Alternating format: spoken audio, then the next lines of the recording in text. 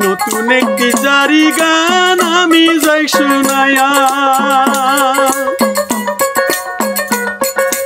আল্লাহর ওলি আবু সাইদ আল্লাহর ওলি আবু সাইদ তার জীবনী যাই তো হইয়া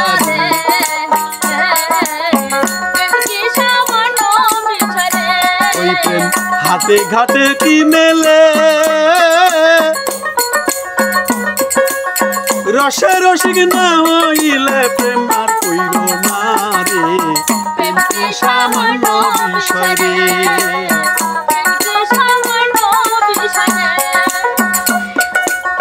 ও গো দরদি আবু সাইদ রহমাতুল্লাহ আলাইহি পবিত্র জগতে আবু সাইদ রহমাতুল্লাহ আলাইহির জীবনী যাই বলে আবু সাইদ খাররাজ রহমাতুল্লাহ যে আলাই ধীরে ধীরে তার কথাটি আপনাদের জানাই এই যে সুপ্রতিষ্ঠিত আল্লাহর প্রেমের অনলে অনলে এই যে দগদিবুত তরিকতের সবার সভাপতি যে হাকিকতের সমুদ্রে নিয়গ্ন ছিল উচ্চ মর্যাদা সম্পন্ন শ্রেষ্ঠ ওলি আল্লাহ গো আগের যুগের তৎকালের এই কুতুব যে ছিল আর তিনি ছিলেন প্রাচীন যুগের খ্যাতনামা নিকার লোকদের ন্যূনতম তাই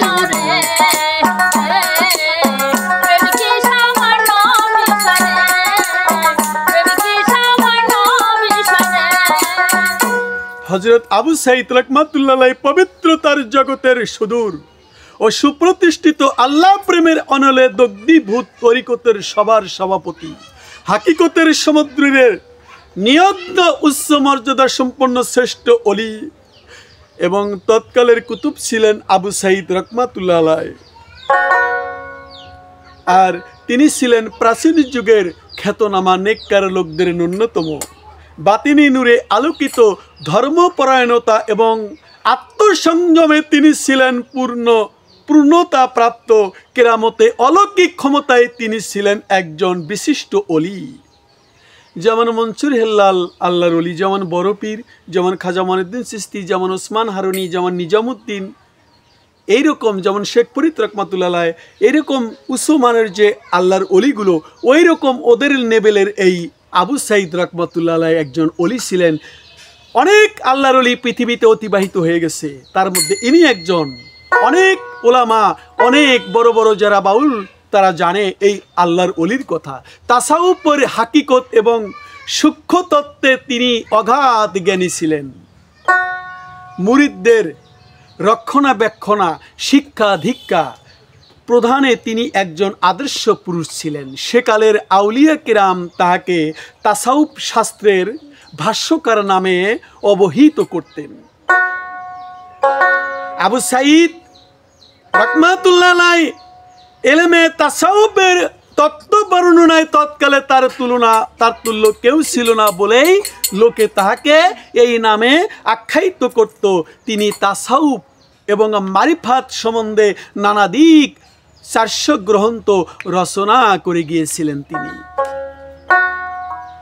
আল্লাহর ওলির প্রতি একনিষ্ঠতায় এবং সংসারের যাবতীয় সম্পর্ক ছিন্ন কইরা সে যে দেয় ছিন্ন করণে সংসার ত্যাগী মহান পুরুষ ভাই তিনি অতুলনীয় পুরুষ ছিলেন ভাই আমি তোমাদের জয় বলে প্রেমের মরা বেঁচে থাকে অমর হয় জগতে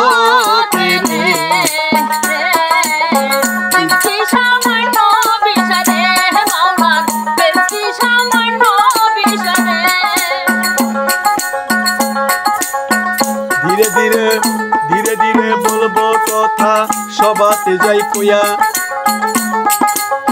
সংসার যাবতীয় সম্পর্ক ছিন্ন করণে গিয়া তিনি অতুলনীয় পুরুষ ছিলেন তোমাদের যাই বলে তার জন্ম হইয়াছিল বাগদাতে নগরী।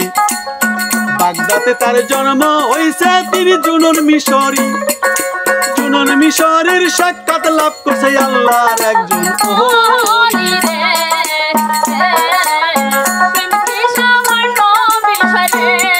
জুনুন মিশরীর সাক্ষাৎ লাভ করেছিলেন হযরত আবু সাইদ খাজ্জা রহমাতুল্লাহ আলাইহি। এই আবু সাইদ খাররা রহমাতুল্লাহ আলাইহি হযরতে বিশরে হাফি রহমাতুল্লাহ আলাইহির সংসর্গে থেকেও শিক্ষা দীক্ষা গ্রহণ করেন। তিনি তরিকতের মুজাদ্দাহিদ ছিলেন।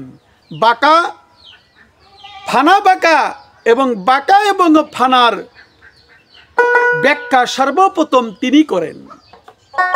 এই আবু সাইদ আজকাল যে পীর মাশায়েখেরা আমরা যাহা বলি যে বাঁকা ফানা ফিল্লা, বাঁকা বিল্লা, ফানা ফানা ফিল্লা, ফানা ফিশেক, ফানা পীর আসুল, এই যে স্তরগুলো, এটা প্রথম এর ব্যাখ্যা করেছেন আবু সাইদ খাররাস রহমাতুল্লাহ আলাইহি। বাঁকা এবং ফানার ব্যাখ্যা সর্বপ্রথম তিনি করেন। তিনি তরিকতকে দুইটি কথার মধ্যে শামিল করেছেন। জাহিরি এলেমের কতিপয় এলেম তার কার্যকলাপ সমর্থন করেননি, এমনকি তার রচিত একটি গ্রন্থে ব্যবহৃত কয়েকটি শব্দের কারণে তাকে কাফের পর্যন্ত বলেছেন। এখানে কি বলেছে? শিক্ষা দীক্ষা গ্রহণ করেন তিনি, তরিকতের ফানা বাঁকার ব্যাখ্যা সর্বপ্রথম তিনি করেন। তিনি তরিকতকে এ দুটি কথার মধ্যে শামিল করেছেন, এই বাঁকা এবং ফানা। জাহেরি এলেমের কতিপয় আলেম তার কার্যকলাপ সমর্থন করেনি, অর্থাৎ এই যে ফানা বাঁকার ব্যাখ্যা করেছেন, এটা জাহিরি কোনো আলেম ওলামায় এটা সমর্থন করেননি, ফানা বাঁকার ব্যাখ্যাকে তারা বিশ্বাস করেননি। এমনকি তার রচিত একটি গ্রন্থে ব্যবহৃত কয়েকটি শব্দের কারণে আরও কিছু শব্দ ছিল ফানা বাঁকা সম্বন্ধে, এই শব্দগুলোর কারণে মানুষ বুঝতে না পেরে আলেম ওলামায়ে বাগদাদের ভিতরে তাকে কাফের পর্যন্ত বলেছেন। তার সেই গ্রন্থটি নাম ছিল কিতাবুস সির। কিতাবুস সির অর্থাৎ গুপ্ত রহস্য সম্বন্ধনীয় গ্রন্থ। বড় বড় মুফতিরাও সেই গ্রন্থটি বুঝতে সক্ষম হতেন না, বোঝেনি নাই তার ভাষা। তিনি তার সেই গ্রন্থে অন্যান্য ইবারাতের মধ্যে এক স্থানে এই ইবারতটিও লিখেছিলেন। কি লিখেছিলেন আল্লাহ পাক সম্বন্ধে শুনুন।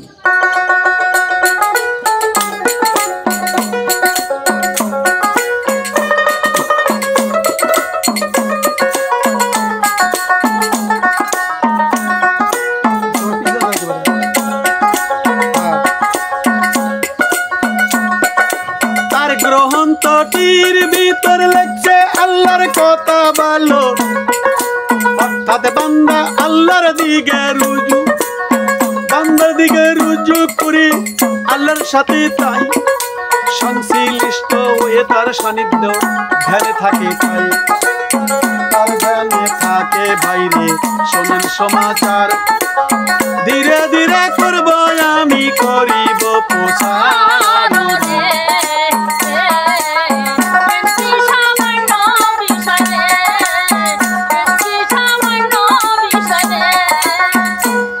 বান্দা আল্লাহর দিকে রুজু করে আল্লাহর সাথে সংশ্লিষ্ট হয়ে তার সান্নিধ্য ধ্যানে এমন প্রশান্ত অবস্থা প্রাপ্ত হয় যে আল্লাহ ভিন্ন আর সমুদয় শ্রেষ্ঠ পদার্থকে এমনকি নিজ নফসকে পর্যন্ত ভুলে যায়। তখনই যদি তুমি তাহাকে জিজ্ঞেস করো যে তুমি কোথায় থেকে, তুমি কোথাকার লোক, তুমি কি চেয়েছো, তখন তোমার প্রশ্নের উত্তরে শুধু আল্লাহ ছাড়া তার কিছু বলার থাকে না। ওই কিতাবের ভিতরে এটা লিখেছেন। গ্রন্থটির মধ্যে এক স্থানে এটা লেখা আছে, এ আল্লাহগত প্রাণ, এ আল্লাহগত প্রাণ সুফি সম্প্রদায়ের লোকদের সম্বন্ধে স্বয়ং আল্লাহ বলছে, আল্লাহ পরওয়ারে এই সম্প্রদায়ের কোন লোককে যদি জিজ্ঞেস করো তুমি কি চাও, তুমি কি চাও, তাহলে সে বলবে আল্লাহ, এমনকি তাদের অঙ্গ পতঙ্গের বাক্স।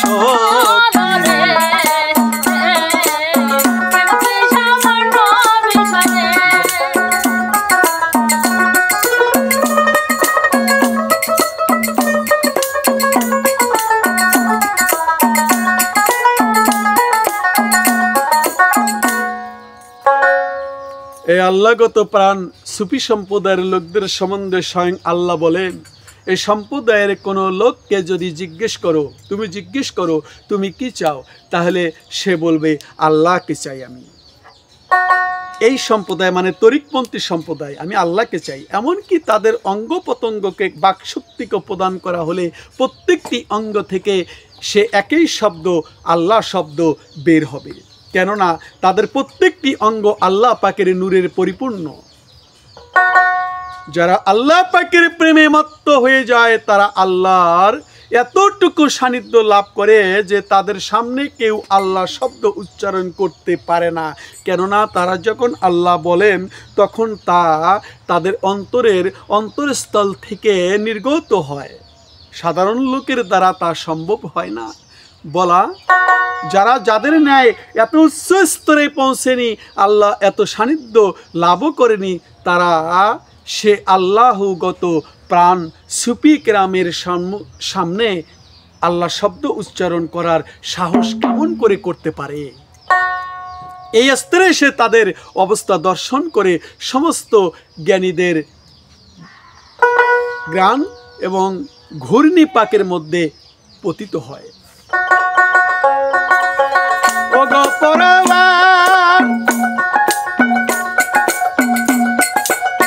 হযরত আবু সাঈদ খাররাজ কি বলিয়া যায়, এক রাতে তিনি স্বপ্নে দেখলেন দুজন ফেরেশতায় আসমান থেকে অবতরণ করেছে।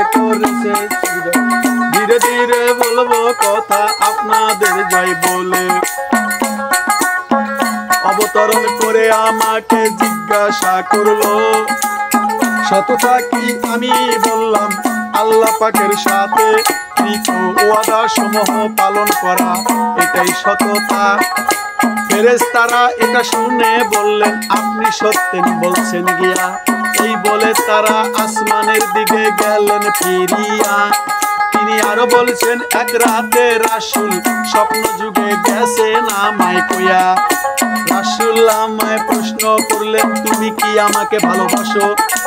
আমি উত্তর করলাম ক্ষমা করবেন, আল্লাহর প্রেমে আমি এমন ভাবে মর্ত রইলাম। আমি মত্ত আসছি যে অপর সমস্ত দিক থেকে, আমি সম্পূর্ণরূপে বেখবর। রাসূল করিম বলে আল্লাহকে যে ভালোবাসে সে আমাকে ভালোবাসে। তিনি আরো বললেন এক রাতে অভিশপ্ত ইবলিশকে স্বপ্নে দেখে তৎক্ষণাৎ আমি তাকে মারবার জন্য লাঠি উত্তোলন করি।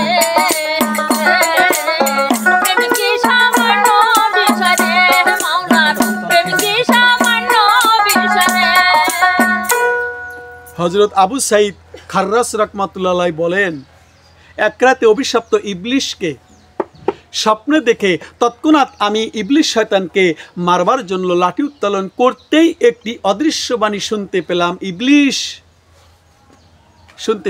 ইবলিশ লাঠিকে ভয় করো না। আচ্ছা, অদৃশ্য বাণী কে বললো যে লাঠিকে তুমি ভয় পেও না? শয়তানকে বলল। সে শুধু নূরকে দারুণ ভয় করে থাকে। আমি ইবলিশকে বললাম আয়। ইবলিশ বলে আমি তোমার কাছে গিয়ে কি করব? তুমি তো সেই বস্তুটিকেই তোমার অন্তর থেকে দূর করে ফেলেছো যা দ্বারা আমি মানুষকে প্রতারিত করে থাকি, সেই জিনিসটাই তো তোমার মধ্যে নাই, অন্তর থেকে বের করে দিয়েছো। আবু সাঈদ খাজ্জার তিনি বললেন আমি তখন বললাম সেই বস্তুটি কি? ইবলিশ বলল তরুণ বয়স্ক বালকদের সংসর্গ।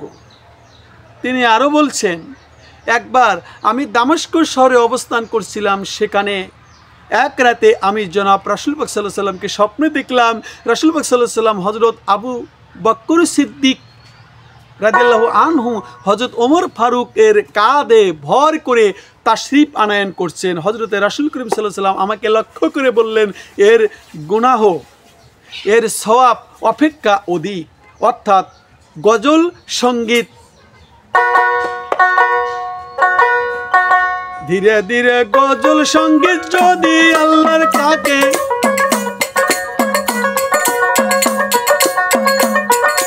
ধীরে ধীরে বলবো কথা তোমাদের যাইব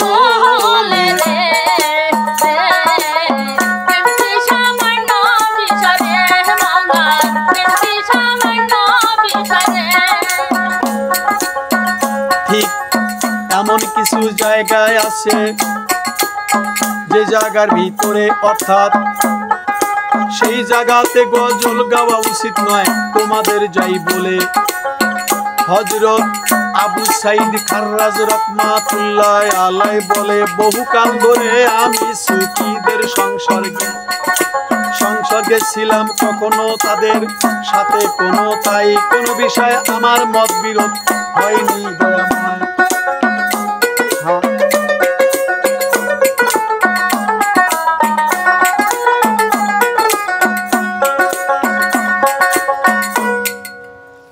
হযরত আবু সাইদ খাররাজ বললেন, বহুকাল আমি সুফিদের সংসর্গে ছিলাম, কখনো তাদের সাথে কোনো বিষয়ে আমার মতবিরোধ হয়নি, কেননা আমি তাদের সাথে ছিলাম এবং আমার নিজের সাথে থাকতাম। তিনি আরো বলছেন, আল্লাহ সকলকে নৈকট্য এবং দূরত্বের যে কোনোটি এখতিয়ার করার স্বাধীনতা দান করেছেন। আমি দূরত্ব অবলম্বন করেছি, কেননা নৈকট্য অবলম্বনের ক্ষমতা আমার ছিল না। যেমন লোকমান আলাইহিস সালাম বলেছেন, আল্লাহ আমাকে হিকমত এবং নবুয়তের মধ্যে যে কোনো একটি গ্রহণের স্বাধীনতা দান করেছেন। আমি নবুয়তের গ্রহণ না করে হিকমত গ্রহণ করেছি, কেননা আমি নবুয়তের বোঝা বহন করার মতো ক্ষমতা আমার মধ্যে দেখতে পাইনি।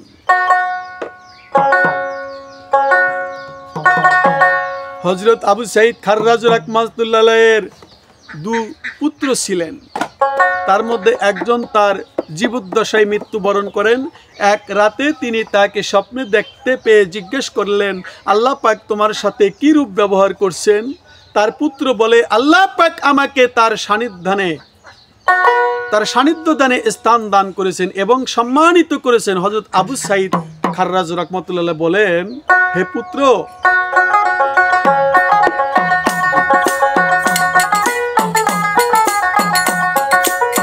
হযরত আবু সাইদ খাররাজ বললেন, আমি তাই পালন করার জন্য আল্লাহর কাছে তৌফিক চাই। পুত্র বলেন, আব্বা জান, আপনার ও আল্লাহ পাকের মধ্যস্থলে একটি পিরাহীন সারা আর কিছু রাখবে না, তোমাকে দেই কইয়া ধীরে ধীরে বলবো কথা, বাকি রাখবো না। আল্লাহ পাকের মধ্যস্থলে একটি পিরহান সারা আর কিছু রাখবেন না, বাইরে তোমাদের যাই কইয়া। এরপর হযরত আবু সাইদ 30 বছর কাল জীবিত ছিলেন, বাইরে আপনায় জানাইলাম। তিনি এই দীর্ঘ সময়ের মধ্যে কখনোই একটি সারা তাই দ্বিতীয় জামা গায়ে দেয়নি, তোমাদের জানাই।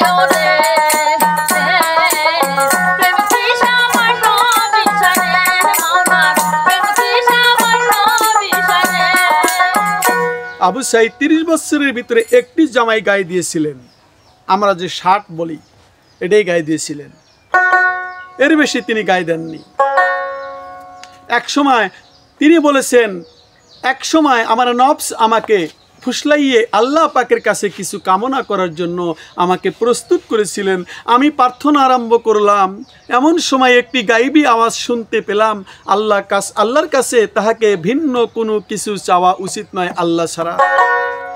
যখন আল্লাহ আমার রিজেক পৌঁছাবার দায়িত্ব নিজেই নিছে, তখন আমি অন্য সময়ের জন্য কি চাইতে পারি যে এটা লজ্জা বোধ হয় চাওয়া যে। কিছুকাল পর্যন্ত আমার এই অভ্যাস ছিল, এই অভ্যাস ছিল। আমি দিন রাত রাতের মধ্যে মাত্র একবার আল্লাহ আহার করতাম, দিনে একবার তোমাদের যাই বলে রে।